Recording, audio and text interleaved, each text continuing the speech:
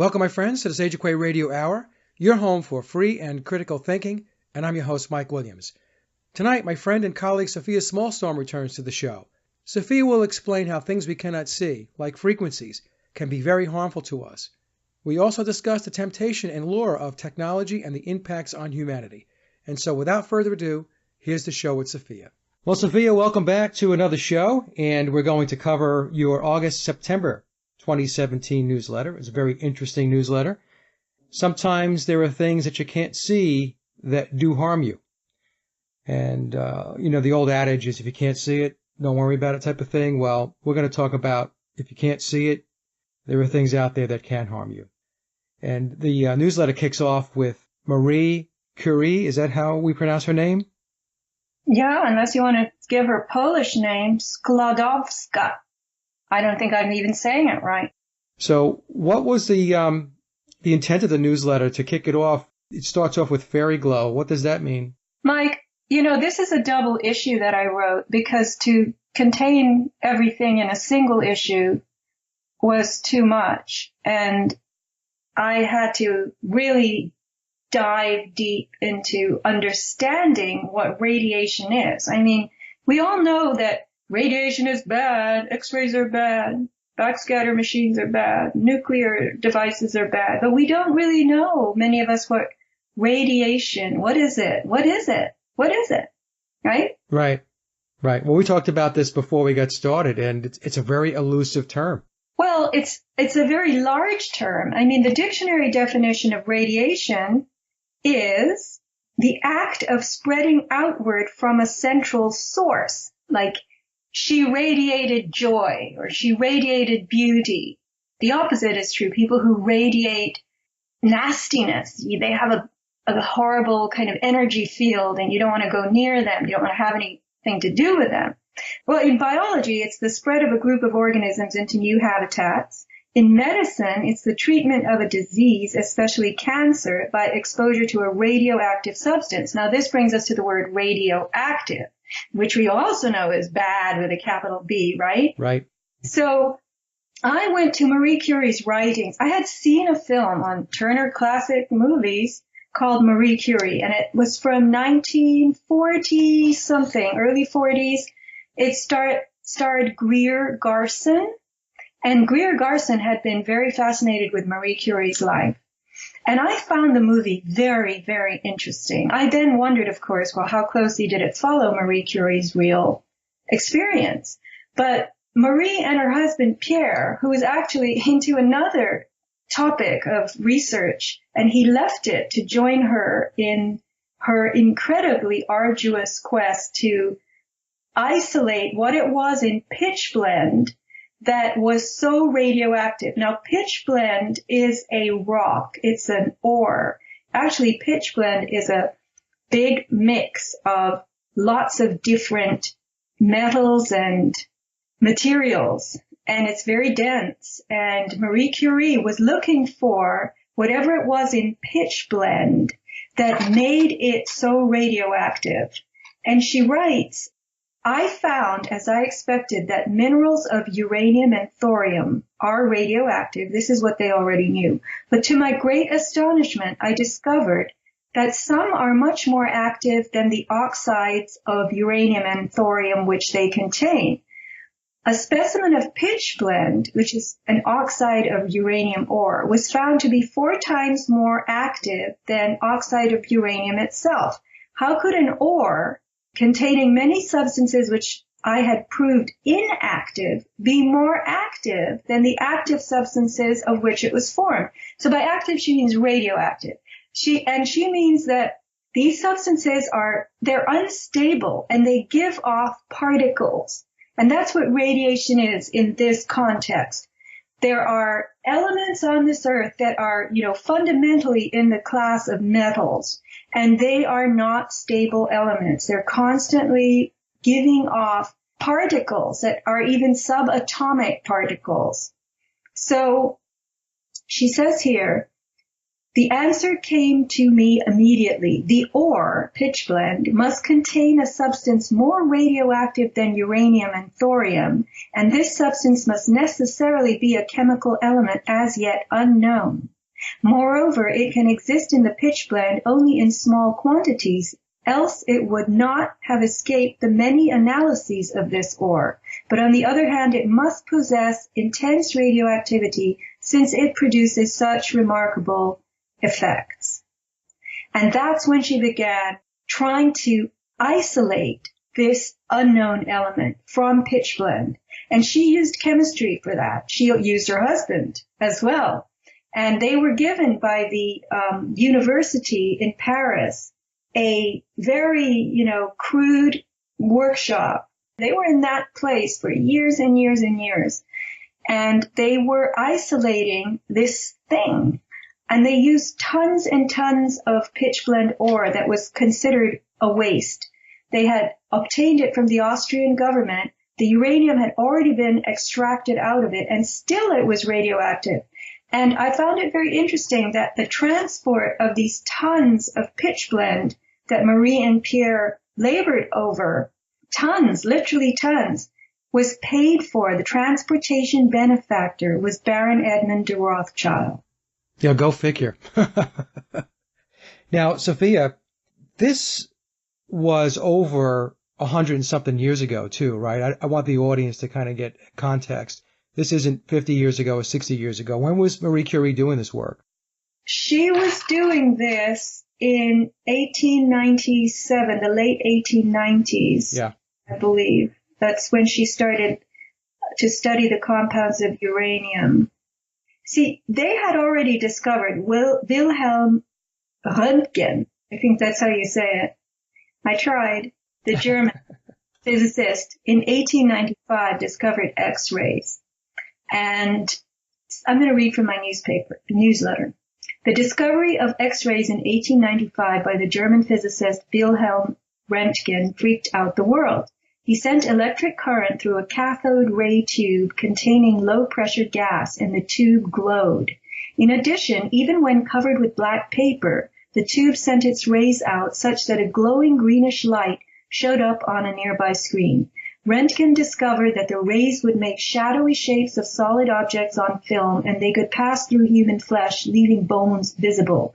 Not knowing what they were, he called them X-rays in the way math uses X for an unknown, and the name stuck, and we still call them X-rays. So, at that time, the late 1890s, science was discovering properties that could see through other solid forms. That's a very bad way of putting it. But the following year, I'm going to read from my newsletter, French scientist Henri Becquerel, working with fluorescent minerals, put an unfinished experiment in a drawer and found when he opened it that a bit of uranium he had placed on photographic film and wrapped in light-proof paper had left its image on the film anyway, even after being shut up in a drawer. And, Marie Curie wrote that a new radiation was being established. Becquerel, she said, succeeded in demonstrating that uranium and its compounds spontaneously emit rays that are able to traverse opaque bodies and to affect photographic plates. And her question was this. Here was a substance, uranium. She's looking at Becquerel's uranium that he wrapped up and put in a drawer. Substance emitting spontaneously and continuously radiations similar to Röntgen rays, yet ordinary Röntgen rays can be produced only in a vacuum tube with the expenditure of energy. But what process can uranium have that furnishes the same rays without expenditure of energy? This is what they were really puzzled about. How is it that some of these elements can send off rays and you're not electrifying them or doing anything to them? Yeah. So they have a property within themselves. And that's what led her to isolating radium. She had to pour acid on pitchblende. She had to separate it. She had to make certain things, steam off in this acidic cloud, and she would boil and stir. She writes here that she was exhausted, physically exhausted doing this work. She said, "We expected that perhaps a few weeks would suffice to solve the problem. We did not suspect that we had begun a work which was to occupy years and which was brought to," I'm going to throw in the word success, "only after considerable expenditure." Now, what was her background, Sophia? As I was reading your newsletter, she seemed to know an awful lot about doing this work. We're going back into the late 1800s. Do we know, I mean, was she trained in chemistry or do we know? She was a student of physics. Okay.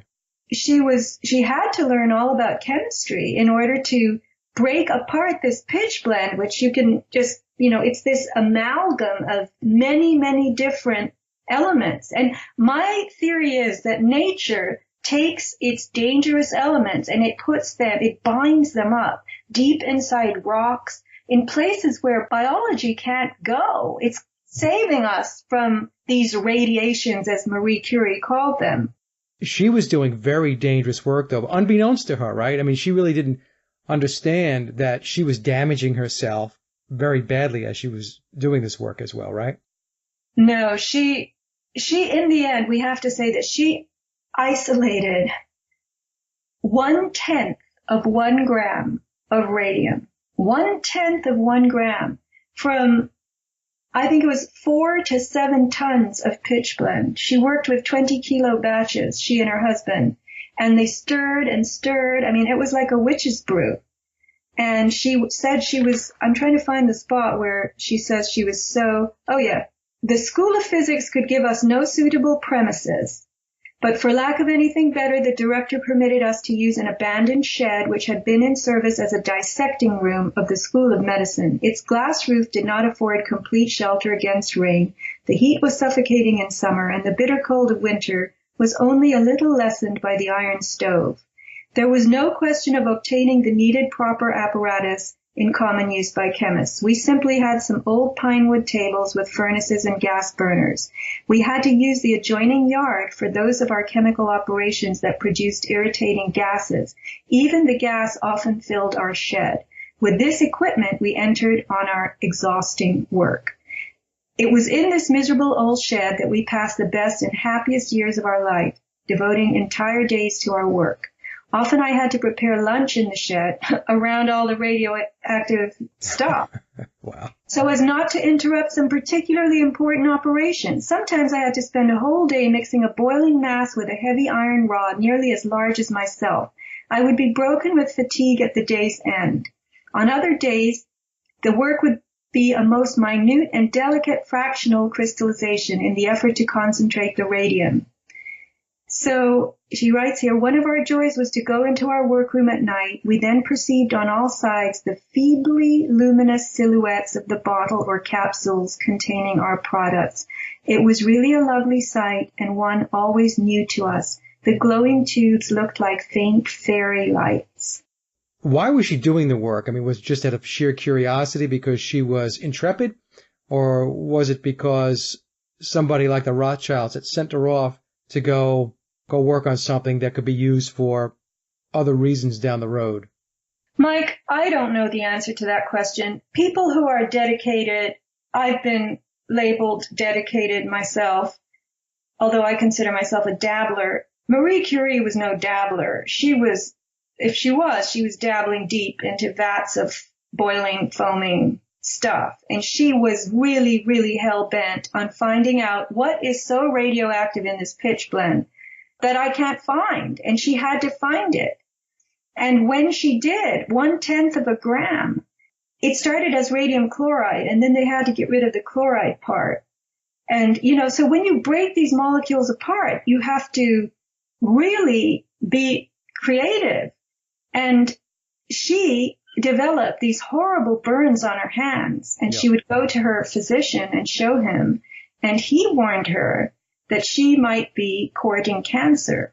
And that was when, in the movie, she said, I took these words down from the film, so I can't swear that they were exactly what she said, but apparently she said this: if this element can injure healthy tissue, imagine what it could do to unhealthy tissue. It could prevent disease, help humanity, the world.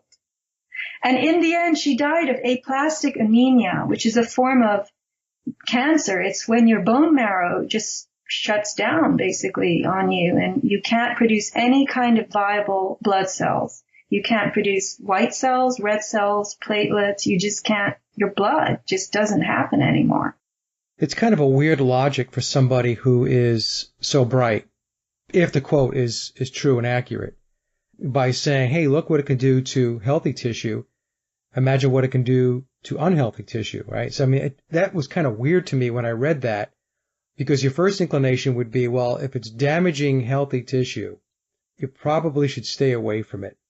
You know what I'm saying? It would seem kind of odd that somebody who, with that level of intelligence, would say something like that. This was very early in the process of experimenting with the unseen energy, and that's what we're going to get into in this discussion, I think. The early days of X-rays were fun and games. It is really laughable to us how blithe people were about doing this radiography, as it was called. You had Röntgen rays were the fashion of the day, I wrote in my newsletter. On the Boulevard des Capucines in Paris, people gathered to see their bones appear on a shimmering screen. This was fortune telling. They would, project your skeleton on a screen and then read your fortune, psychic reading. So people were bathing themselves in X-rays. Yeah. And physicians, physicists, electrical engineers, shoe stores had X-ray machines to find the right fit for every customer for their shoes. They would X-ray their feet, Yeah. They X-rayed people to try anything, cure the common cold, sexual dysfunction. And they found that when people were X-rayed, a nice long X-ray, their hair would fall out. So then for a while, X-rays were used as hair removal techniques.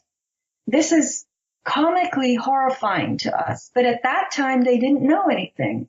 And they figured that because people felt no pain, these treatments were safe because pain is your indicator, right? Right. Well, that goes along, and we'll get into this, I'm sure, with all of the Wi-Fi and all of the electromagnetic frequencies. People still have that same mentality, right? They can't see it, they can't feel it, so it's not doing any harm. And one of the narratives you have here, or one of the quotes you have, says, before 1900, it was assumed that anyone competent enough to be a good photographer could interpret a radiograph. So they were just basically giving it out to anyone. Right. But a few people, who had assistants constantly exposing their hands and their limbs and running X-ray machines, those assistants had tremendous problems. Yeah. So Clarence Daly was Thomas Edison's assistant, and his hand was imaged by every X-ray tube that Edison created. And they were creating different kinds of these scopes, fluoroscopes. Everybody was playing around, and people who exposed their limbs to X-rays had to have amputations. Even Edison said in 1903, "Don't talk to me about X-rays, I'm afraid of them." So, in 1917, we really got slap on the head with the proverbial iron skillet, because that was when the radium girls started to suffer soon after that. They were the watch face painters. These are the watches that used to light up? Right. The radioluminescent watches became something that the military wanted a lot of. And so these women were hired by United States Radium Corporation starting in around 1917 to paint the hands of the watches. And the paint was called Undark. And they got the ore from Undark mines in Colorado and Utah. And these women would put the tip of the paintbrush in the corner of their mouth and in their mouth to kind of give it a point to paint the hands of the watches. And so they were ingesting this highly radioactive paint, which is what caused the paint to glow. And they began to suffer from all kinds of sicknesses, necrosis of the jaw, anemia. You can look up the Radium Girls. It's very famous. And they actually started litigation against the government and their company. And I wrote about this in another newsletter, so I'm not going to go into it now. But Curie, everybody was fascinated with this glowing in the dark, these radioactive isotopes. And Curie carried vials of radium in her pocket and continually drew them out and talked about how cool they were. So her clothes, her cookbook, all these things that we have from her now are stashed in lead-lined boxes because they're very, very radioactive. It's amazing. I just looked her up too to see how long she lived. She lived to almost 70 years old, I think 67 years old. So it's amazing that considering how much she exposed herself to this, that she lived to that age. Well, I would say, Mike, that people were generally stronger in those days. They hadn't been vaccinated. They hadn't been, exposed to the assaults. They had a very good gut biome going. There wasn't all this toxicity of air and land and food. We have a much harder deal. We have our palette of ugly assaults is definitely not what our forefathers had to deal with. Yeah, well, we could start with all those vaccines by the time you're 4 or 5 years old. We could start there, I guess, right? That's something that did not exist back in her time.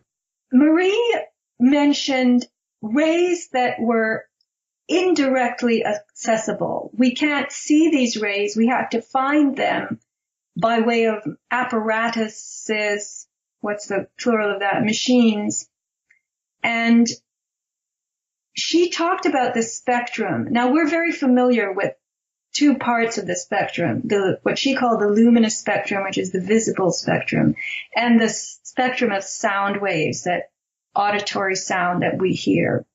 And she mentioned that there were rays above the luminous spectrum, like infrared, that we can't see, but we can feel them because we feel warm in the presence of infrared light, right? So our body is registering.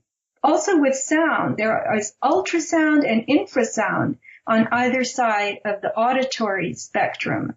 We don't hear ultrasound, but dogs do, cats do, bats do. Young children hear ultrasound, even babies, infants. And so this is what's so terrible about doing ultrasonic readings on pregnant women, because those babies are hearing that sound, especially because sound is better carried in a medium, like the amniotic fluid.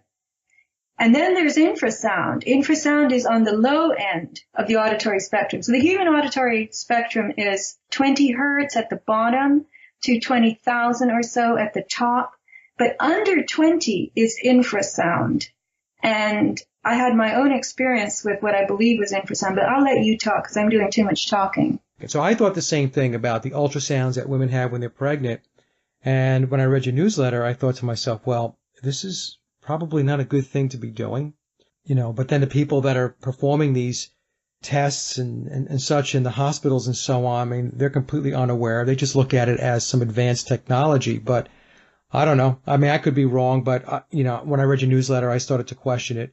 But the infrasound was very interesting to me because this is a sound that are made by like elephants, as an example. I think you put in your newsletter, how they communicate I equated it to, and you can correct me if I'm wrong, the very low frequencies. What do they call them? ELFs? Extremely low frequencies. And ELFs are used by the government to penetrate the ground, and ELF is one of those frequencies that can create earthquakes. So it's definitely something that can be felt. In other words, it's real. Because we can't hear it doesn't mean it doesn't exist. There are animals that communicate in that bandwidth. And when I read your newsletter, I'm thinking, well, the government has harnessed this knowledge and is using it, of course, for the things that they normally use it for, which is not to the benefit of humanity, right? For weaponry and the such. So I found that, very, very interesting.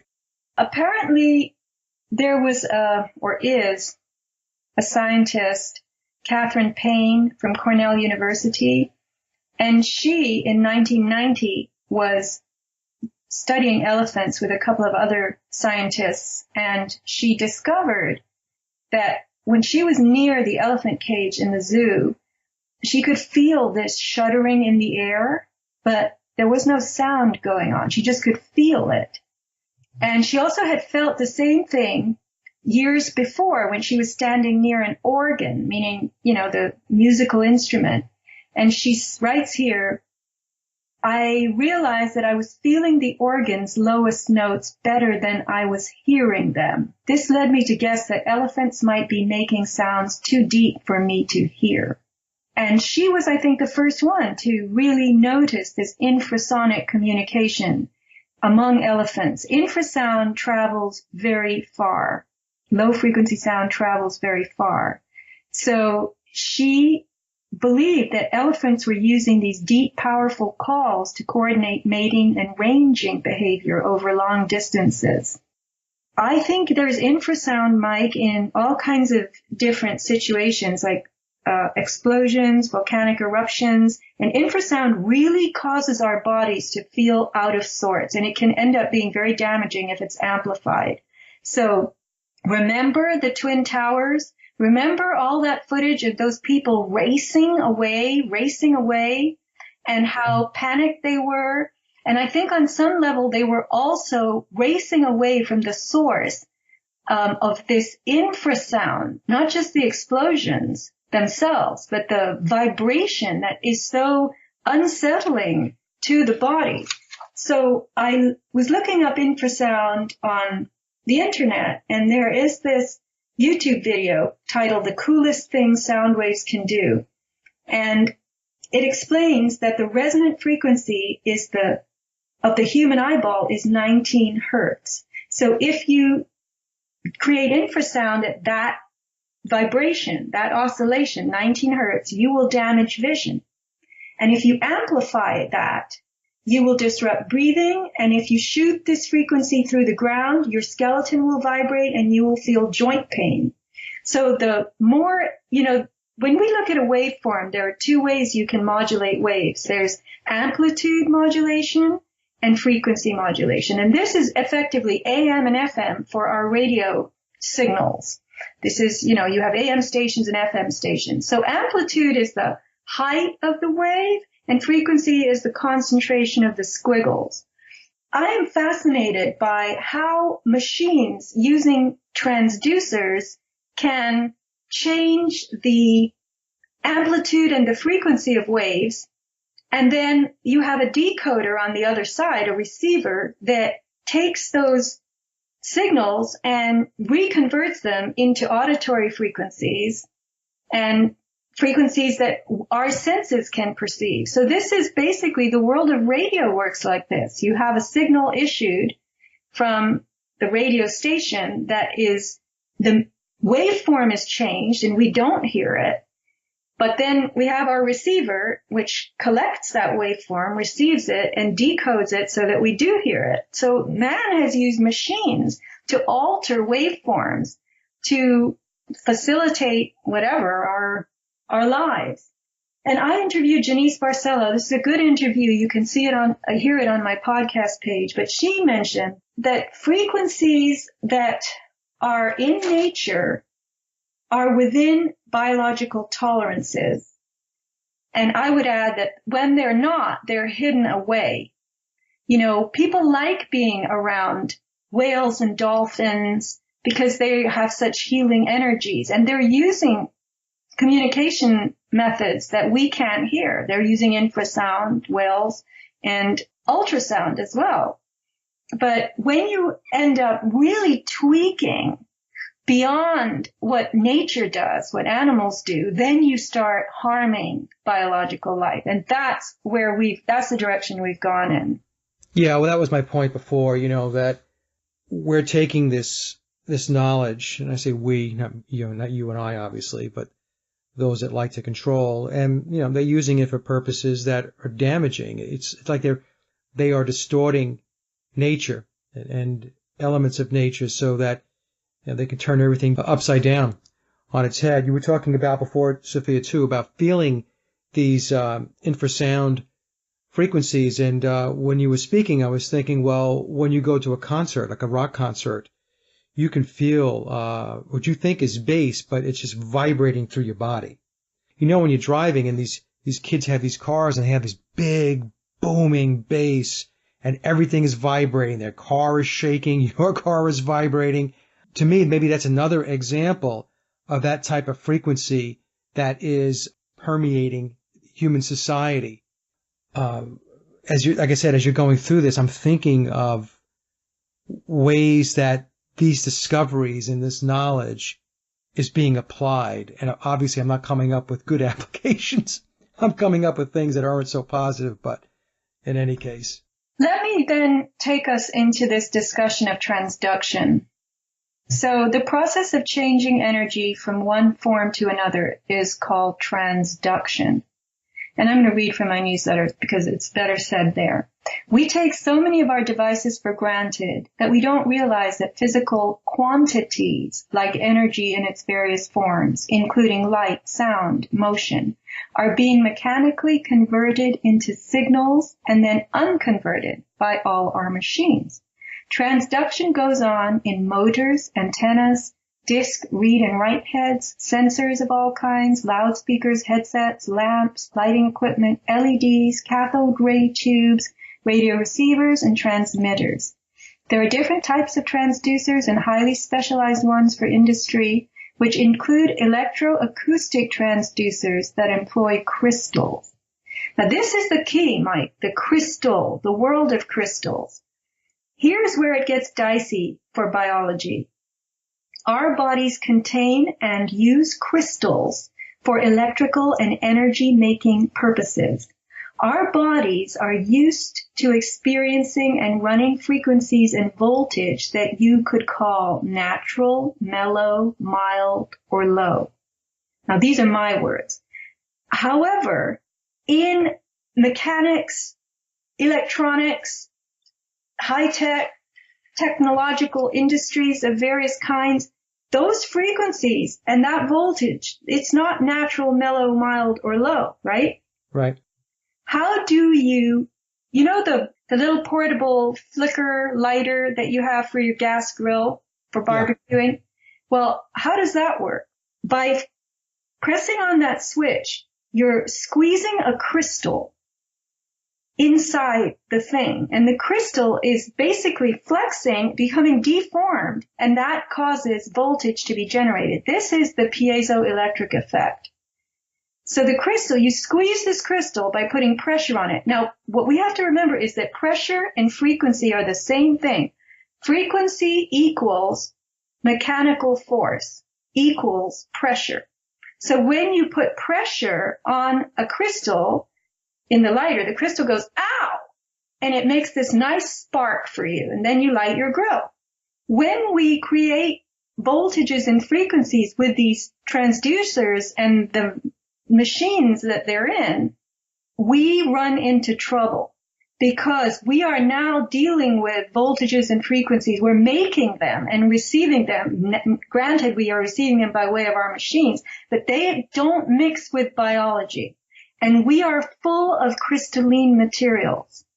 A crystal actually is not just this shimmery thing in a New Age gift store. In industry, crystals can be different kinds of metals. They're not necessarily pretty, but the idea of a crystal, technically, and I'm reading from Explain That Stuff, this website, is that it's atoms that are irregular in their arrangement. Those are piezoelectric crystals. So by crystal, scientists don't necessarily mean those glimmery bits of rock. They mean any solid whose atoms or molecules are arranged, this is the traditional crystal, in an orderly way based on endless repetitions of the same basic atomic building block called the unit cell. So a lump of iron is as much of a crystal as a piece of quartz. It's like a climbing frame. You have this three-dimensional patterned structure. But there are other crystals where the atoms are not regular. They're irregular. And when you flex them, they try to go back into balance again. And they generate voltages. When you deform or stretch a piezoelectric crystal, you deform the structure. You push some of the atoms closer together or further apart, and you upset the balance of positive and negative, which causes net electrical charges. So this is the way they use transduction in, for instance, a microphone, in a stylus needle, in in ultrasound machines, they're squeezing quartz crystals. They're putting pressure on them. The crystals are generating a voltage. Or there's also the reverse piezoelectric effect, where you put a voltage on a crystal and they generate a frequency. So between pressure and voltage, crystals will flex and generate the opposite depending on what they're receiving. And, industry and technology don't stick to the rules of the natural world. Their goal is to break past the limits of nature. So all these smart meters, cell phones, cell towers, Wi-Fi computers, all of our gadgets, they are employing and emitting body-shattering harmonics, which deforms our DNA. Our DNA has crystalline proteins in it. Our cells have structured water. The cytoplasm of our cells has crystalline water in it. And here we are, you can imagine, with these incredibly powerful frequencies that our machines are generating and sending all around us, what that's doing to our body. That's a good point that you're on, a very good point that you're on, Sophia, about how all of this, and I know there's been lots of shows done about how Wi-Fi affects us and everything else, but you're getting more into why it does. And I think most folks don't understand that humans can be affected by these frequencies. The autonomic nervous system regulates your heartbeat, your many different hormonal functions. And I want to tell people that if you look at the work of two people whose work I quoted in my newsletter, Dr. Martin Pall and Dr. Jerry Tennant, what is so important about these two people is Martin Pall started to study what exactly electromagnetic radiation does, radio frequency microwaves specifically. Remember, these are all parts of the wave spectrum. And in our smart devices, our telecommunications devices, we're using radio frequencies, and they are part of the microwave category. So we have something on the outside of our cells called voltage-gated calcium channels, and they control the influx of calcium into the cell. And calcium, now this could go a little bit deeper than I am comfortable talking about, but calcium is an electrical tool in the body, as are many other minerals and metals and ions and molecules. They have an electron to donate. An ion is a charged atom. It can give an electron off or it can receive an electron. It carries one more proton or one more electron than the normal atom, which is why it has a negative or positive charge. But anyway, so as calcium comes into the cell, it has an electrical purpose. And under normal circumstances, certain numbers of calcium ions are allowed to come in the cell for the cell's, let's just call it bioelectric and biochemical work. But when you expose the cell to EMFs, the VGCCs, voltage-gated calcium channels, go wide open and they allow abnormally large volumes of calcium into the cell. And these are calcium ions, which immediately kick off a few very important things. It produces that influx of calcium to the tune of millions of ions more per second per channel. Produces this stuff called superoxide, which is a free radical. And it also then produces peroxynitrite. I call these things, they're called reactive oxygen species and reactive nitrogen species. We know of them as bad things. You take antioxidants. Antioxidants help to neutralize oxidants. Oxidants are molecules the body deliberately uses as like little hammers and chisels. And they go to work banging other molecules apart. They're very powerful, unstable molecules, the oxidants, that bounce around, and they actually do physical damage to certain other molecules. How do you break potassium iodide apart when you eat seaweed snacks? Your body says, oh, good, here's potassium iodide. I want this in two forms. I want potassium to use in such and such ways and iodine to use in such and such ways. So your thyroid deploys hydrogen peroxide and thyroperoxidase, which it makes itself. Those are oxidants, and they work like hammers. They go bang, bang, bang, bang, bang on the potassium iodide molecule, and they break it apart into potassium and iodine.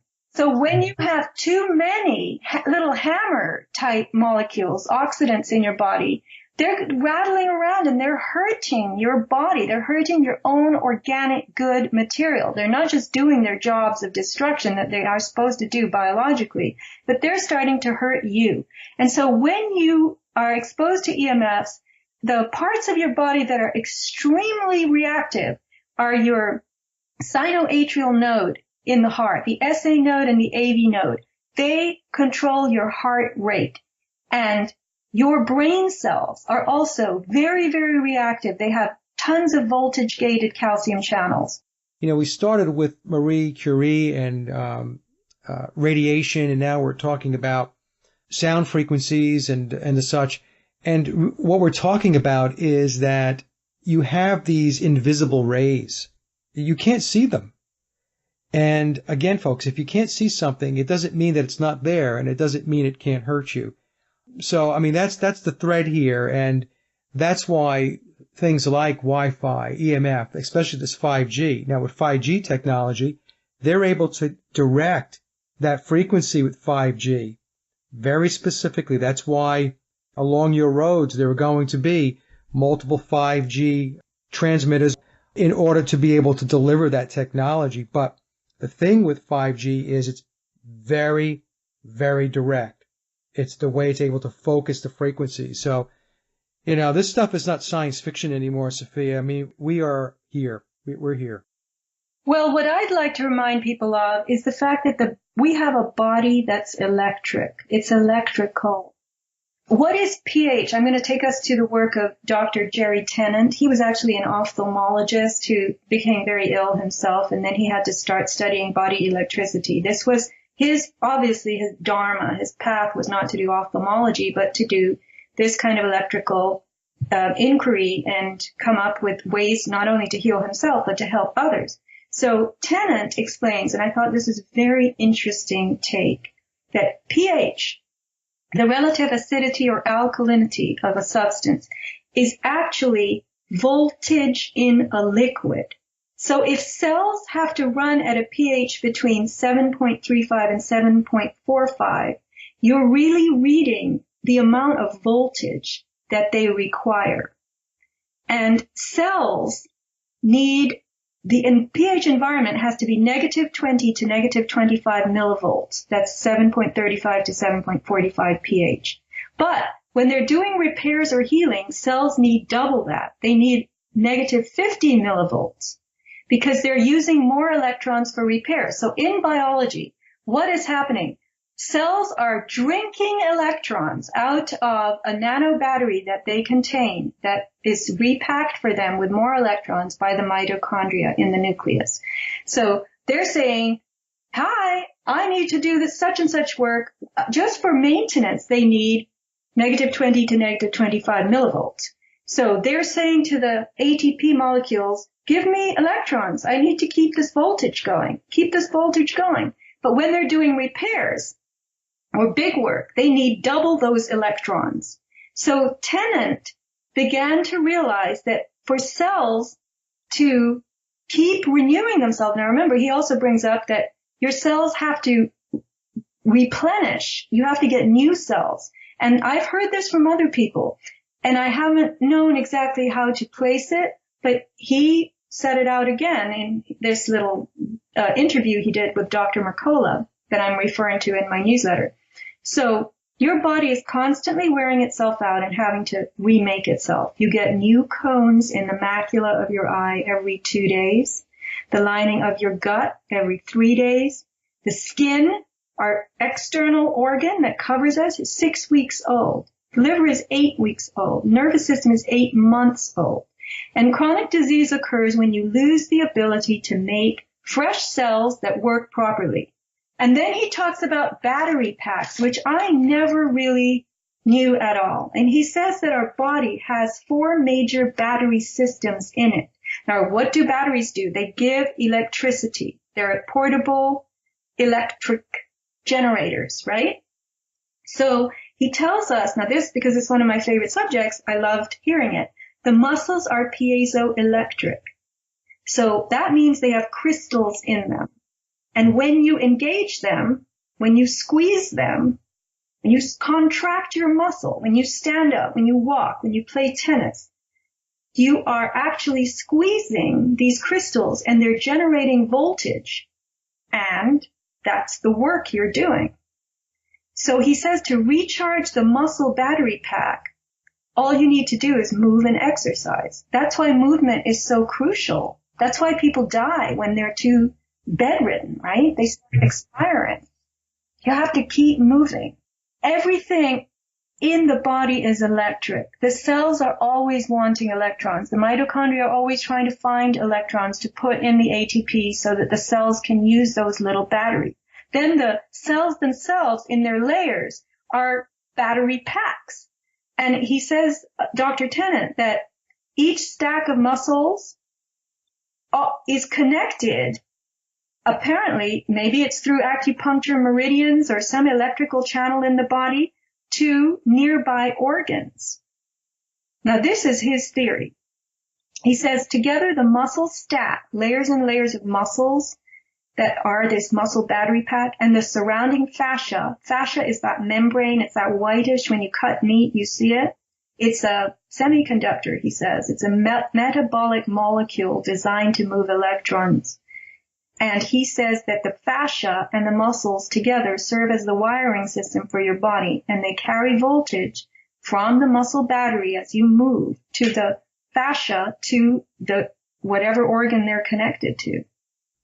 Now, Sofia, going back just for 1 second, going back to Dr. Jerry Tennant, in your newsletter, he says, and you had mentioned this, to run properly, cells need a pH environment between, I guess, the range of 7.35 to 7.45. And that, if I remember my pH scales from when I was back in high school and college, that's in the middle, right? Is that kind of a neutral zone? Yeah, pH 7 is neutral.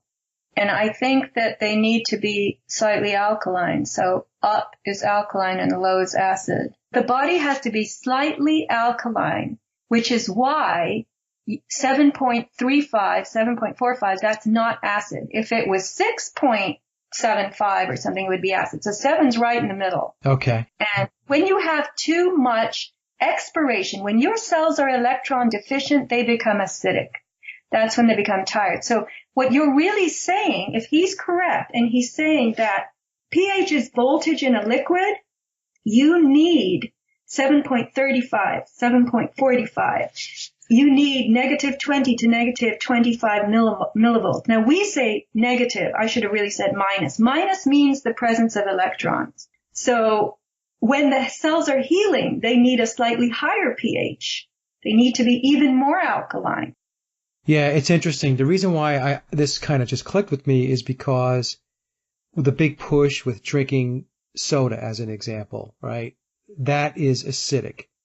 So a lot of things that are in the diets of people have moved them away from this neutral pH and not pushing them toward more alkaline, but pushing them for their bodies to be more acidic.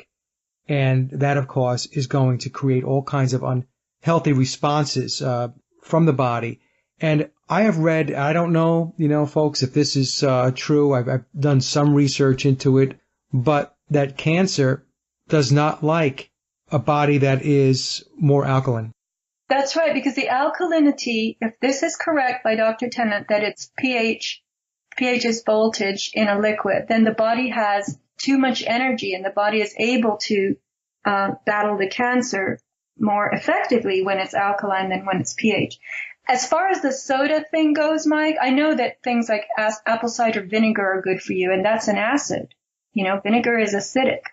And that's why you have to have a give and take, right? In other words, in order to be neutral, there's going to be some acidic types of foods, and there's going to be more alkaline types of foods. And then, if you eat correctly and you have the proper nutrition, you'll be in that neutral pH space. But I guess what I was thinking was, I know people that engage in a lot of acidic types of foods. I would say they engage in foods that are difficult for the body to process. The more processed a food is, and the more it contains certain molecules that present a challenge. For instance, sugar. sucrose. The molecular formula for sucrose is C12H22O11. Fructose and glucose are half of that. Sucrose is one glucose molecule and one fructose molecule jammed together. And it takes an enormous amount of energy, cellular energy, to decompose, to separate the glucose from the fructose. So your body uses the glucose. Your brain uses it. Your muscles use it. But because it requires so much electricity to separate glucose and fructose in the form of bonded sucrose, it wears you out. So it's not worth what you're getting from it, you know. Yeah. Quick rush of energy that, you know, people claim sugar gives them it's too difficult and too complex a molecule to smash apart. And then fructose, the liver goes, what the hell do I do with this? And it treats it as fat. This is the new epidemic now, is this non-alcoholic fatty liver disease. This is what I'm told. Everybody has it. And it comes from people eating tremendous amounts of sugar. I'm never clear on that when we talk about sugar. Is there any sugar, Sofia, that is okay, or is all sugar bad?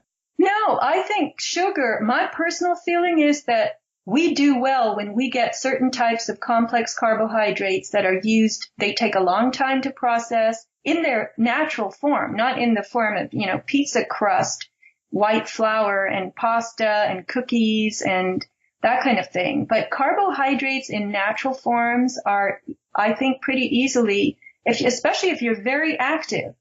I know people, I've mentioned this on shows before, people who eat nothing but fat, ketogenic diet, no carbs, and they eat meat and various kinds of animal proteins. And they cannot run. They cannot swim long distances. They cannot bike long distances because they don't have glycogen in their muscles. And that's what it takes to do a certain kind of VO2 output. But anyway, that's debatable. Sugar is something, the brain needs it. The brain also needs fats. But when you take in sugar in these synthesized forms like Coca-Cola or pies and cakes, your body is going to say, what do I do with this? It's going to take me so much time and energy to break this cake into something that I can use that it becomes more tired doing that and more toxic doing that.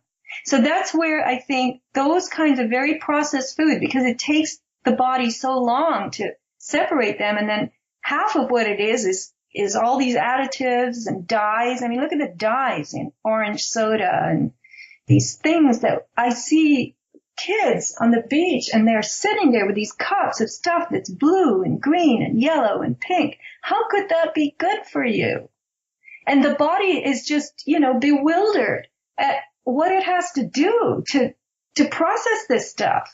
This is what's so sad about the diets of people, and also what's very sad about medicine, Western medicine, is because, you know, somebody comes in with ailments and they very rarely ever address the diet. It's just amazing to me, because you're absolutely right. The body takes in this stuff and it doesn't know what to do with it. It's a foreign substance. You're taking in these chemicals. The body is not supposed to take in chemicals. And so when the chemical gets put into the body's like, what in God's name is this? What is this? What am I supposed to do with this? And by the time it figures out, if it can, what to do with it, you've become sick. You've gained weight. You're breaking out in rashes, whatever, you know, and people just don't get it. A lot of people don't get it. Of course, some people do, but many people just don't get it, Sofia. And I know I digress there, but I got in this whole pH thing and it just took me down a road here. No, it was a good place to go. I say, you know, if you look at something and you can't figure out how it's made, don't eat it. Right. You know, if you look at a blue liquid in a plastic cup and the cup has a cartoon on it, don't drink it. Yeah. Anyway, I derailed you there a little bit. So you were still on Dr. Tennant's material. Well, you know, Dr. Tennant is obviously a man who has created a language of his own, and I can't plumb that language in just a little bit of dabbling into Dr. Tennant, but he makes these modulators that pulse energy, electrons, basically electricity, TENS units. They're called TENS, and he has many different ones that he's designed, and they're supposed to promote healing if you put them next to or against your body, rather, and they pulse electricity, and that voltage is used. It's calculated by him, I guess, to, help your cells repair themselves. But I too believe that if you receive electrons through grounding, through going outside, through grounding again in a, modern way, which is plugging into that wall outlet with a ground pin, and you have to know exactly what you're doing. You have to buy a system that allows you to do that. You're getting what's called free electron transfer. And that is going to also help your cells, because that's how we were designed, Mike. We were designed to be walking about outside. You get some electron transfer from sunlight.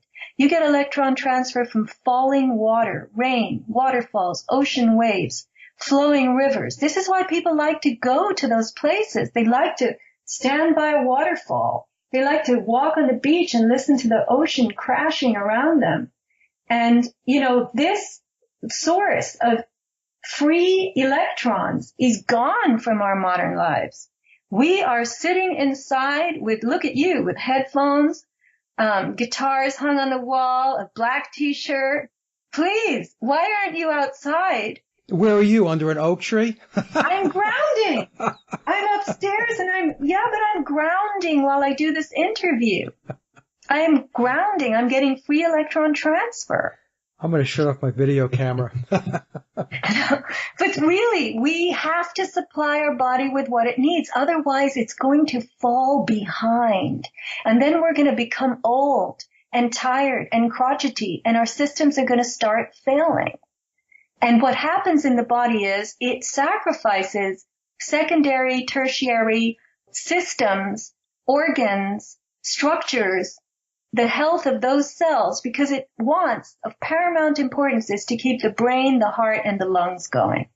And I don't know if I've said this in interviews before, but you just take a walk and look at the old people out there. They are stumbling along, clutching at walkers. They cannot, their skin, it looks like parchment. Their bones, their muscles, atrophied muscles, bones that are all rickety and full of arthritis. This is degeneration, Mike, and it's because they're electron deficient. Their body is taking energy from those systems, bones, skin, muscles, and saying, I got to use this for the heart, the lungs, and the brain, because that's what I require to stay alive, right? Right. What's wrong with my black shirt, by the way? It's a Gibson shirt. Oh, God. Yeah. It's great. You like it, I like it. Yeah, sure. Okay. What I'm going to do after the show is I'm going to mow the lawn barefoot. Good. And what temperature is it outside? Actually, it's pretty nice today. It's pushing 70. Well, go do it barefoot, because you will get electron transfer through the soles of your feet, and your body will bank those electrons in a substance called ground substance between the layers of tissues and cells, and it will use those to do repairs all night long, and tomorrow you'll wake up looking 10 years younger. If anybody wants to learn more about grounding, email me through my website, aboutthesky.com or avatarproducts.com. I have a little nifty grounding system that I helped to develop, and I really believe in this grounding method. And I can tell you all about it. I can let you try it out. But you have to be the right person for grounding. Once again, if your life is full of invisible rays, Wi-Fi, and you use your cell phone constantly, and you're racing around, you have a hectic schedule, you're not going to notice grounding. You're not going to notice the effects of it. I do use my grounding mechanism that you sent me. I do use that. Good. I'm glad. And that I think more and more people should use that. But I want to say, as I began earlier to mention, our body is electric. I have begun to believe, Mike, that we have ourselves in the form of our body. And that's very electric. It's all piezoelectric. There's constant voltage being generated all throughout our body. And that's basically what we need to stay alive. But we also have our life. And I just recently started to think of our life almost like this bag or balloon that we're in or we drag around with us. And that too is electromagnetic. There's voltage running through our life. Our life is a dynamic thing. Our life isn't just the record of what I did yesterday, where I went last week, where I'm going to go next week, what happened to me in 1985 and 1990 and 1995. That's not, my life isn't a record. It's not just a historical record like a calendar. It's an energy force. And I am in it and with it, and it's out there ahead of me, meeting the world. It's around me. It's with me. It's dynamic. It's electromagnetic. And my intention can be carried through my life, and it can meet and cross with your intention and other dynamic, electromagnetic, moving, existing parts of others. And those lives that we all are wrapped in and carry and modulate and electrify with our movements, our desires, our wishes, our emotions, our thoughts, those are powerful agents for us and of us. Well, life is about being creative. It's, you and I talked about this a couple of days ago. We create our reality, and we can create our reality to be expressive, to explore, to discover. We can create a life like that. Or, like you said, Sofia, where most people have landed is they live their life according to events that happen, they just come across these situations and these circumstances, and they become part of the scenery. In other words, you're almost a prop in a play. And that is where many people have fallen short. They're not creating, they're not exploring, they're not discovering, they're not using their imagination, and they're not living life. I mean, they think that living life is buying stuff. That's what they think living life is. I got a new car, going to buy a new house, got a new flat screen TV, got a new iPhone. To them, that's living life. And that's where it has become extremely distorted. That's what I refer to as the virtual reality. That's not a real life experience. That's not what life is about. And when people can begin to understand that and realize that and start moving away from those things, then you're going to live a life that is a lot more fulfilling and expressive. The perception of that I had recently that, oh my gosh, my life is this dynamic thing. I'm in it. I'm with it. I drag it around with me. Sometimes it's out ahead of me. It's looking and searching for ways to plug in, to connect with other like forms so that a language, the language I love to speak, the language of interrelationship, of mutual discovery can occur. And these other people that you're referring to, they have a different life that they're living. They're more reactive. They're less intention-based, and their desires are different, you could say. And that's up to them. My point being is that they have adopted and adapted to a life that was pushed upon them. In other words, they were forced down that road through deception, through lies, through pseudoscience. And so they chose based upon bad inputs. And so, so they're off living that life. And like, well, I'm happy doing this, I'm happy doing that. That's fine. If you're happy doing that, it's great. My point being is in all likelihood, if you took that path based upon what I just explained, bad inputs, you are sub-optimizing your life. That's my point. Right. That's a good word for it.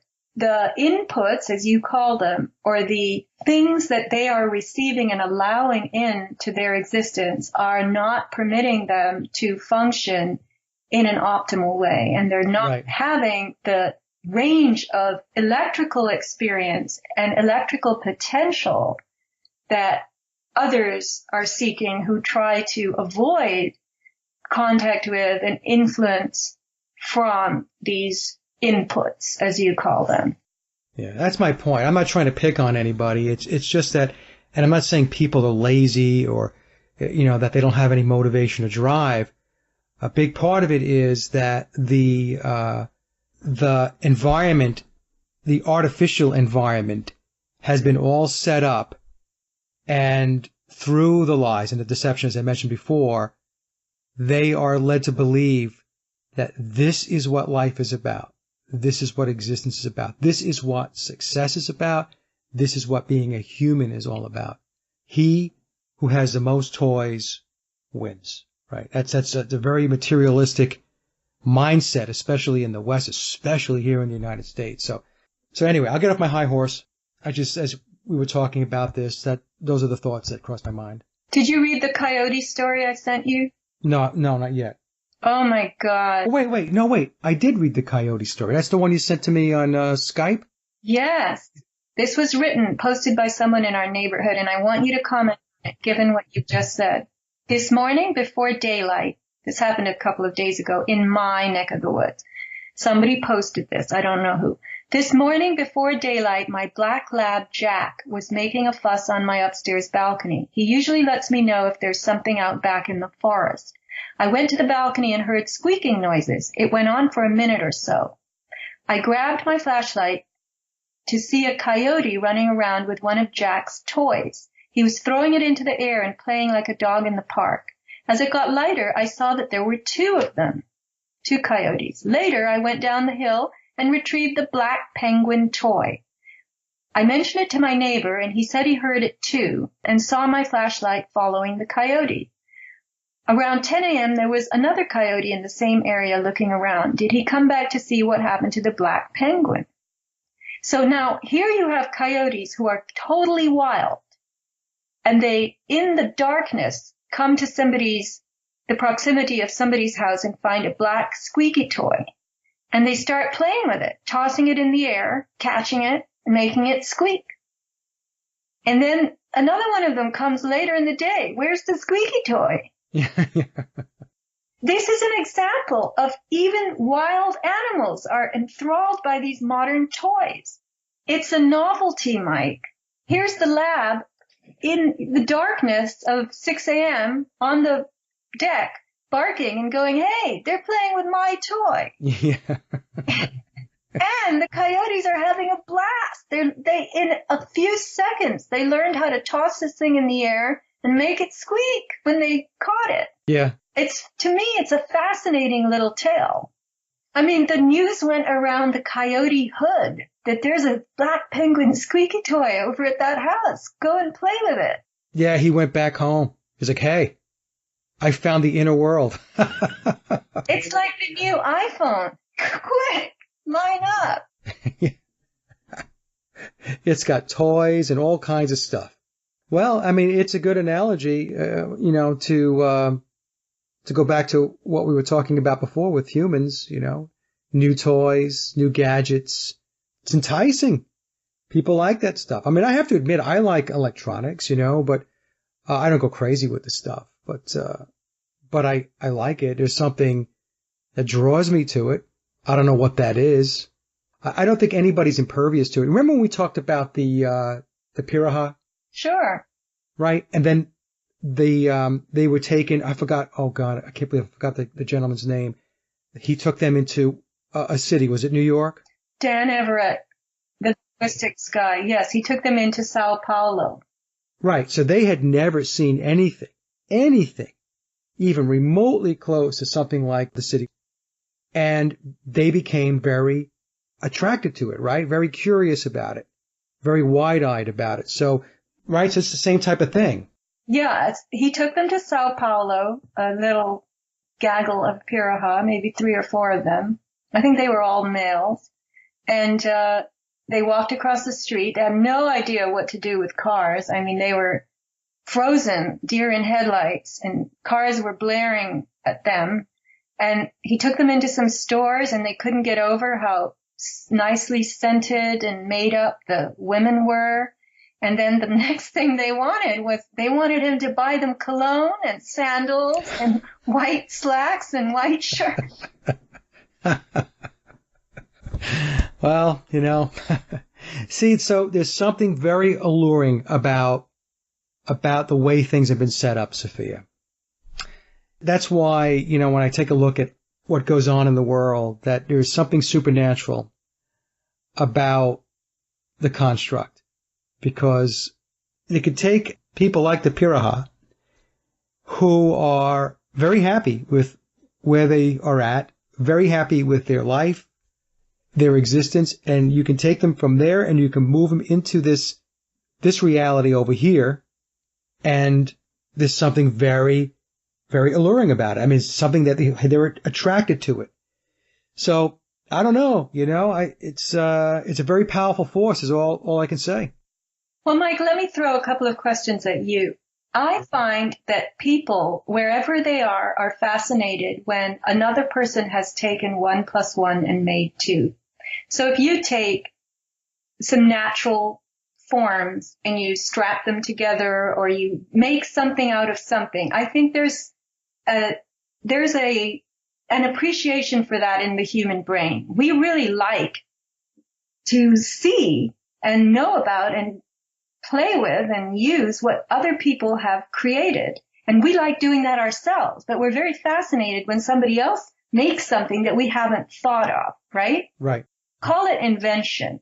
We're fascinated by invention. And the Piraha were fascinated by certain things. They had even though they're Stone Age, more or less, they had requirements that Everett had to bring them every few months from the city. They wanted matches. They wanted sharp knives. I mean, it made their lives easier. Granted, I like to cook, and I don't have to have the fanciest kitchen equipment, but I cannot imagine cooking outside on a fire or even in a hearth where you have to hang a pot over hooks, and keep the fire going to cook whatever's in it and build the fire and constantly feed the fire. I mean, that to me would be an enormous amount of work. It's much easier to have a stove that has a pilot light that flicks on and the heat is there and the pot and the pan sit on a rack and I can cook creatively. It frees me up to do cooking the way I want to do it. I don't want to be chopping wood and hauling it. I need somebody else to do that if I'm going to be the cook, right? Right. So the Piraha, so there's that. And then there's also that the Piraha were taken in by, they were seduced by the smells of the perfumes and the smoothness of the skin. I mean, this is very angelic looking. And then the white, the natty whites that angels might have been wearing. And I've heard that people see angels, these forms in these white flowy robes with wings. They see them in all cultures. Is this true? Have you heard this? Yes. I mean, in the work that I do, they will be called angels, spirit guides, teachers. Yes. So when somebody who comes from a very rustic, very native, let's use the word, setting, perceives, someone who's all scented and smooth-skinned and talks softly,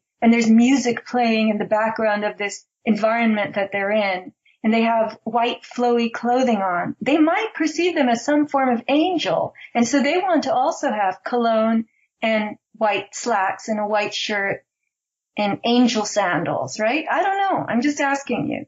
I mean, it could be. It could be. They stepped into a different realm when you think about it, and they're taking a look around and they're seeing the things that are going on. They're seeing automobiles. And like you said, the cologne, they're looking at how people are dressed. They had to walk past stores where maybe there was some technology, television sets. They're seeing people on phones talking into them. What are they doing? Why are they talking into that? Well, that allows people to communicate for thousands of miles away or whatever. I mean, like right now, you and I are 3,000 miles away, but, we can talk to each other and have a conversation and do a show. So I would think that if you stepped from a place where the Piraha are from and then you stepped into this, I'll call it a realm, yeah, you could think this has got to be some kind of advanced spiritual experience over here. Up until Dan brought the knives, we didn't have any knives. So anything's possible. I mean, I don't know, unless it would be great to be able to communicate with somebody like that and say, well, you've come here. What did you think? What was it that was surprising to you, good or bad? I don't know if they would converse in that way necessarily. It might be a difficult discussion for them because they don't talk about the past and, they don't have past tense. So. Well, I'm just saying if you had a civilization like that, and if you could ask those questions and you could formulate those questions in a way in which they could answer them, it would be interesting to get that type of feedback. And you know the thing, Sophia, I was thinking today, it's funny you should bring this up about cooking and having your kitchen and all that stuff. And I was thinking the same thing, you know. I was thinking, well, what if tomorrow I had to go grow my own food, farm my own food, and do all that stuff? Could I do it? Yeah, I'd have a learning curve, but, you know, I'd persevere and I would do it. You know, then I think to myself, but our society and the technology and the advancements that we have, it's not necessarily a bad thing. It's the people who control, who inject the bad into the equation. We could very easily, Sophia, have what we have and live very peaceful, very sovereign lives. That's the issue. I don't get so hung up on whether I have, you know, guitars and amplifiers. I'm a musician. I like guitars and amplifiers. And so I'm not going to debate with somebody about why I shouldn't have that because it's part of the matrix. No, it's not part of the matrix. It's part of this reality, but this reality doesn't have to be the way it is. I can still be able to play guitar, have amplifiers, write music, and record music without having all of this other evil, darkness, deception all around me or all around us.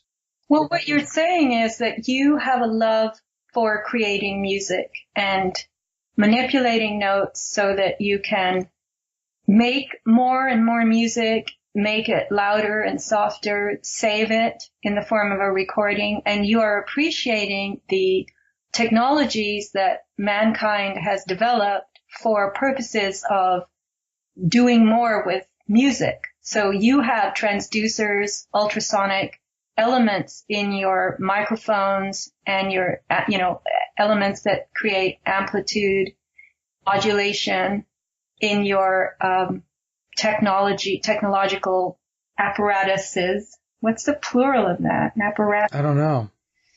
Don't make me Google it. But anyway, and that's bringing you enjoyment, just like a stove and, cars, even the joy of being transported without having to hitch up a wagon, which is also a technological invention, a wheel and a horse, or go on foot, which would take you a long time. Imagine how long it takes to walk 10 miles and how long it takes to drive 10 miles. Right. So we are engaging to a limited extent in the use of technologies that enable us to express ourselves in ways that make our lives happy.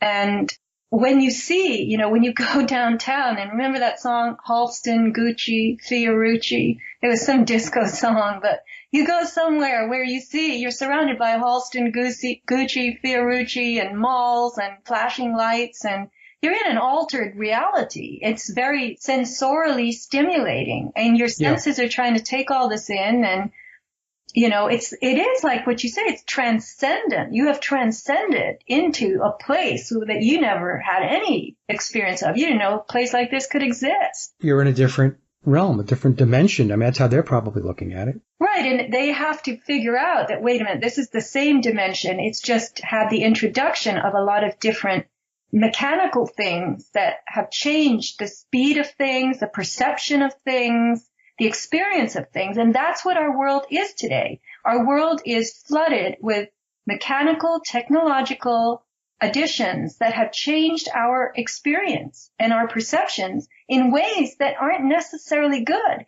And what we have not realized is many of these apparatuses employ the alteration of waves and waveforms, and they create invisible rays that we can't perceive, that they serve us in ways that we have become addicted to and very used to, but we just don't know what is happening to us on the biological and cellular and electrical level. And Mike, this is where the newsletter went. We forgot to mention it. Our addiction to the electromagnetic radio frequency world. We are addicted to it. I know so many people who've told me, Oh, I can't live without my cell phone. Don't tell me how bad it is. I don't want to know. I know. Yep. That's how people are. I mean, they can't live without their flat screen TV. They can't live without their 6,000 channels on Dish Network. Lying in bed with the flat screen on the wall in front of you, eating Fritos, drinking Coke, and having an array of medications next to you, a heating pad or two. That's it. Yeah. You know, going back to what I was saying before, I want to make sure that I make it clear to the audience. I was talking about technology, Sophia, and what I was saying is that the technology in itself is not bad. It is the people that are in control that are bringing the evil and the bad stuff into the equation. As an example, wouldn't it be nice that we can wake up tomorrow morning, we could still get our food in the supermarket, but there's no GMO food in the supermarket, that all the food is organic, as an example? Wouldn't it be nice that we can wake up in the morning and we have water purification plants? That's technology, but there's no fluoride or any other chemicals in the water. We can wake up in the morning and we can step outside and there's nobody spraying the living shit out of the skies with God knows what raining down on us. That was the point I'm trying to make. Yes, it's technology. Airplanes are technology. Technology is all around us. But the technology can be used for purposes that are clean and that are a benefit to humans. And I don't mean a benefit because you can get 14 football games, folks. I don't mean that. What I mean is technology that can genuinely enrich your lives with whatever it is that you're looking into, that you want to explore, you want to discover. Technology that it frees you up to be able to put more time into a hobby or something that you really like to do without all of the nastiness that has been baked into this cake. That was the point I was on before. I want to make sure I was clear about that. Well, Mike, let me ask you, you said the supermarket where there's only organic food and no GMOs. Would there be any prepared food in this supermarket? I don't know. I mean, I guess it could be prepared food. I mean, if it's prepared and it's prepared organically and, I guess that would be okay.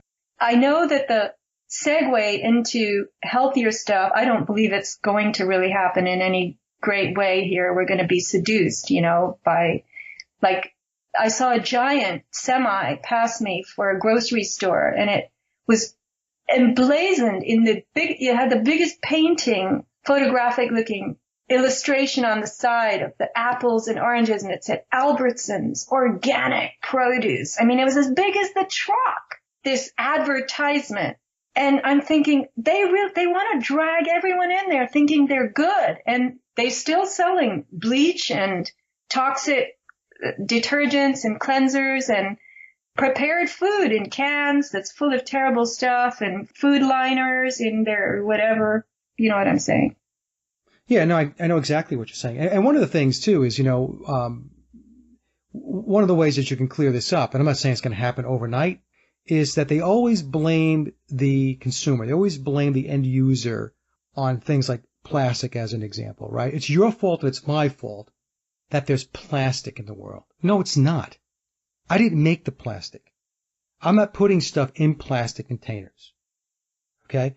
So if you had a reality, which includes a government that was really looking out for the betterment of humans and the world, then companies wouldn't be allowed to package with plastic. Plain and simple. You see? And I know that seems like really drastic to a lot of people. They'd be saying, what, are you kidding me, Mike? Everything's made of plastic. How are we going to stop doing that? That's ridiculous. Well, hey, before plastic, how are we packaging things before plastic? In boxes, maybe, or crates, or, I wrote in a newsletter about the arrival of plastic to a very small village in, I think it was Lebanon, somewhere in the Middle East.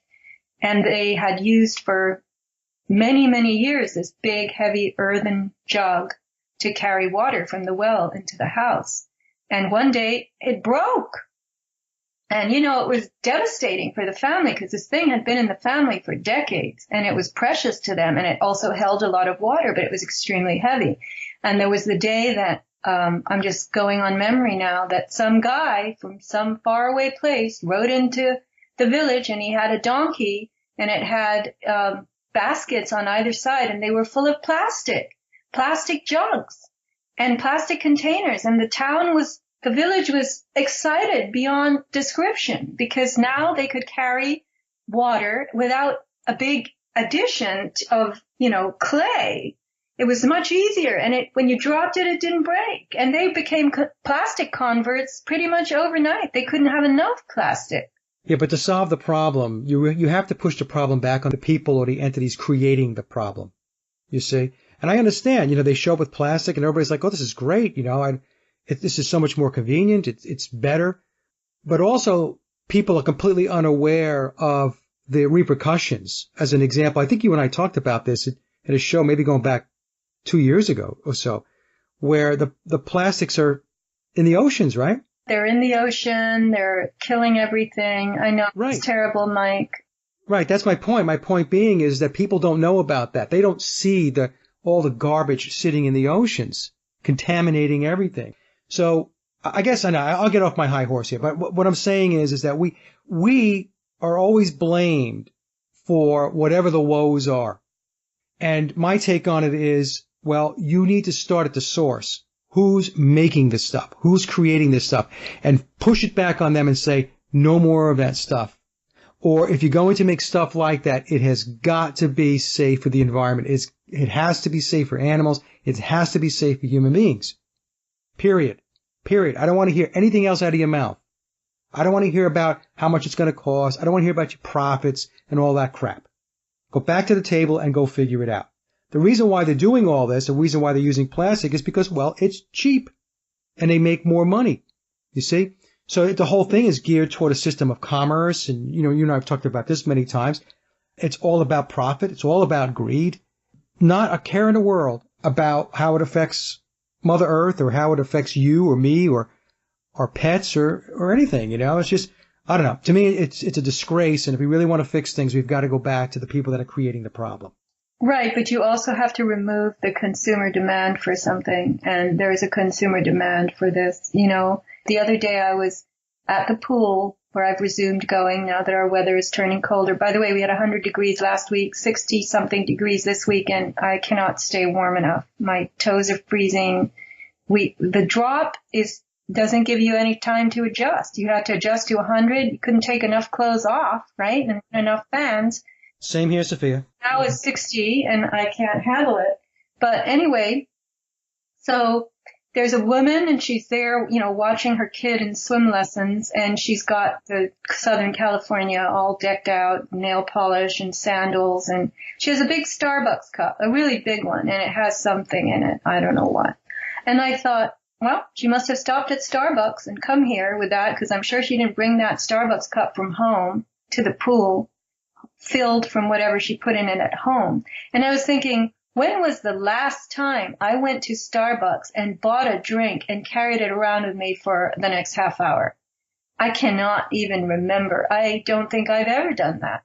Yeah. I mean, I might have once in a lifetime or once in a blue moon buy a cup of tea at Starbucks because I'm very cold or I have to kill time and I'm freezing. But, I don't buy stuff at these stores. I don't use their cups. And there are economic reasons that I don't do it. And there are also environmental and personal reasons I don't do it. But there are people who unthinkingly do this. And then, they have the cup and they just toss it into the nearest trash receptacle.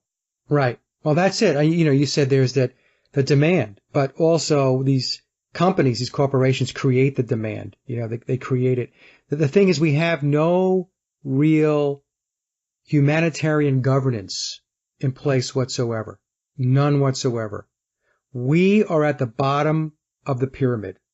It's like a scavenger, a bottom feeder, just sucking the life out of the lowest level of that pyramid, which happens to be us. We should be at the top, but we've been pushed down at the bottom because we're still in the feudal system. So anyway, Sophia, I think I took a left turn on you here. Is there anything else that you wanted to talk about with the newsletter? I wanted simply to remind people that the two individuals who discovered and were dabbling in piezoelectricity before radium were Pierre and his brother Paul Jacques Curie. Yeah. So can you imagine what they would have done with piezoelectricity had they stayed with it? What direction would they have gone in? Pierre went to help Marie do radium instead. And I thought that was it brought it all full circle for me, because we're piezoelectric, and Marie Curie and Becquerel and these other people who developed an interest in invisible rays. And now we've brought the invisible spectrum right into the middle of our lives, and it's cooking us and helping us at the same time as we imagine it is. It's all very interesting, Mike. I don't know how to comment on it except make certain observations and sit back and try to protect myself and advise others to protect themselves from harm that could come from these invisible rays. And that's where I'll end. Okay, Sophia. No, there were great observations. It was an excellent newsletter. And again, I always say this, but your ability to tie in different threads within the newsletter is always very interesting to me, because you do a really good job of that. I want to thank you again, as always, for participating in a discussion with the Sage of Quay. They're always a lot of fun. Now, before we head out, I want to do this. Your store, anything that you want to talk about that's new, improved, or just a great product that you want to talk about once more before we head out? I would like simply to tell people that you can get from avatarproducts.com cell phone shielding cases. There is a tab in the store. You can click on it and see all the different kinds of designs. You can choose, custom design. They're all made to order. And you can put your cell phone in one of these cases, and then when it's close to your body, because the case has a silver mesh lining in it, it doesn't allow the radio frequencies to penetrate into your body. And I just want to tell people that I have seen X-rays, not the direct film itself, but reproductions of breast cancer tumors caused in women by carrying phones in their bra. I have learned of hip replacements that had to be done on men who carried a phone on their hip in a holder, or holster as it's called. Too many people are using these phones, keeping them too close to the body and handling them all the time, and worst of all possible scenarios, holding them up to their head, where they cause brain tumors. A person told me that they had a terrible tumor in their adenoids, in their face, in their head, from the cell phone. There's all kinds of damage. Remember that EMFs affect your heart pacemaker cells. There's a natural pacemaker in the heart, the SA node and the VA node. And cell phones affect your brain cells. Those are the cells. And the male testes, that's the third. So carrying the phone in your pocket, please look at the cases. They're not very expensive, $25, $30. And they will certainly do something to mitigate the effect of these cell phone frequencies close to your body. And the other thing I want to bring to people's attention is something you and I were discussing earlier. I don't sell it, but it is possible to convert your Wi-Fi into an wired transmission of internet accessibility. Call up your service provider, tell them you don't want Wi-Fi anymore and you want to have Ethernet wired service. And people, they moan and groan because they say, I am not going to be able to put, computers in different rooms. And there is a way to put internet over electric. That's what it's called in the industry. It's the power line network Ethernet adapters. And what you do is you buy two little units. They're made by yours. The one you have is made by TP-Link. The one I have is made by Linksys. And they don't cost a lot, between $50 and $100, depending on the brand and the vendor. But you simply plug one of the units into your computer, your main computer, and then you connect the computer, of course, into the wall, and you're receiving internet in a wired form. And this Linksys system, or TP-Link power line network system, puts the internet into every wall outlet in your house. So you can then plug in, you'll describe, Mike, laptops anywhere in your house. Oh, that's right, Sophia. So Sophia told me about this device, and I didn't know about it. So I bought the TP-Link version, and I think it cost me something like $50. And you get 2 units. So which means 1 unit goes, as Sophia had mentioned, your computer attaches to that, and that plugs into the wall, into a wall outlet. And then the other unit, you could place it someplace else. So as an example, if you have a Roku or some other device that requires internet, all you do is you plug it into the wall, into an outlet, and you run an Ethernet cable from that device into your Roku or your television set, and you're done. There is no wireless signal. And with the TP-Link, and I'm sure it's the same thing with, would you say it was Netgear? No, Linksys. Oh, Linksys, yeah. Linksys, and TP-Link is the other one. Yeah, and so all you need to do is, if you want more, if you need more, you just buy another device and you put it into another outlet. They give you internet all over your house. It's wired, safe internet. Every wall outlet will have that capacity. So you can move things around. I heard that you can't use an iPad with these. I don't know. Yeah, I don't have an iPad. I can tell you that, folks, that I was, still am, sensitive to the Wi-Fi, that before I plugged in the devices, if I sat in my office for a while doing work, I would start to feel anxious and sometimes maybe even feel a little out of sorts when I had no reason whatsoever to feel that way. I wasn't having a bad day. I didn't have an argument with anybody. And what it was the Wi-Fi. And as soon as I got rid of that and I used these devices that Sophia and I are talking about, all that went away. I've had several friends who told me, one of them told me, I have no problem with it, and believed that she was unaffected by Wi-Fi. And now, 2 or 3 years later, that's not the case. Now, the various friends I'm thinking of have absolutely discernible, concrete sensitivities to invisible rays, radio frequency microwaves that their gadgets are deploying and using, and don't like being around them. Now, this is called electro-hypersensitivity, and you can't dial that backwards. And that's what 2 or 3 years of consistent use and exposure does to you. It'll make you electro-hypersensitive, and everybody's timetable is different. But the fact is that you're even telling me you feel or felt out of sorts with the Wi-Fi going in your house, and that now that you don't have Wi-Fi in your house, you've told me that there's like a Zen quality in your house, and it's perceivably calmer and much nicer to be in, right? Yes, you and I had a conversation the other day. That's absolutely true. There is just it's just a sense that you have. Again, we just did a show talking about things that you cannot see that are harmful to you. Once I shut that down and I wired my devices, the whole atmosphere of the house just felt so much better. Shake and bake, and I helped. And that concludes another Sage of Quay interview, and I hope you enjoyed the discussion as much as I did. Links to my guests' websites and social media are listed in the show notes below. And as always, I'd like to thank everyone for listening and visiting the blog. You can get to the blog by typing in sageofquayradio.blogspot.com or simply head over to our hub website at sageofquay.com. Also, if you get a moment, please visit laboroflovemusic.com to listen to my album, Leaving Dystopia. And remember, live in truth and always serve creation. It's really that simple. See everyone next week. Be safe, enjoy, and God bless.